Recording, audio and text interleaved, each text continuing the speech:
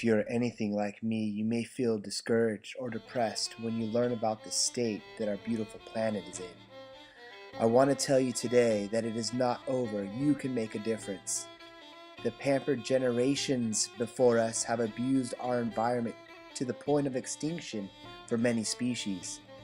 You must know that it is not your fault. For our generation, the millennials, this is the hand that was dealt to us, and we can do something about it. We have learned that there are many social injustices that are currently taking place, and most of it is due to greed. As you know, deforestation is at an all-time high. Cities around the world are becoming more and more toxic for our planet. Smog is overwhelming, trash is piling, and oceans are rising. You may feel like you cannot do anything to change the state our planet is in, but you must know that that is not true. There are many people that have made a stand. Many are famous or hardcore environmentalists or scientists. However, there are many people making a difference who are not scientists. They are not famous. They are normal people who simply care. And the people I want to introduce you to are not even over the age of 18. These kids saw many needs in their community, but they felt the call to something specific.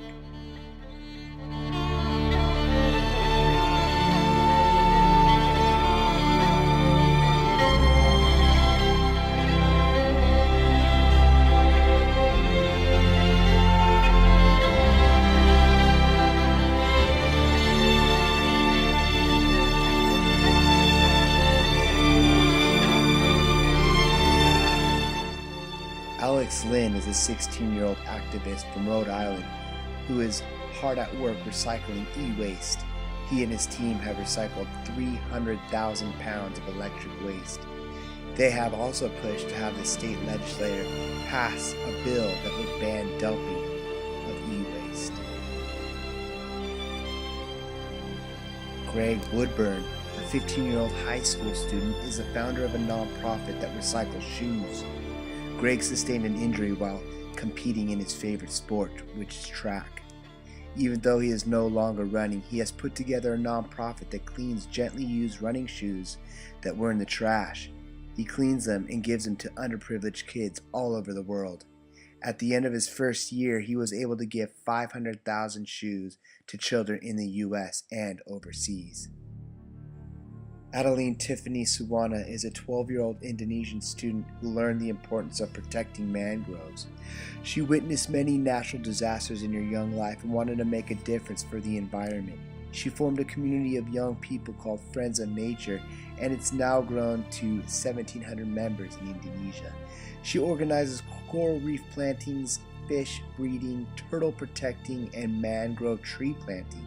She facilitates environmental cleanups and educates the community. She has done many other things in her community of Indonesia, like coming up with ways to provide clean energy for her school.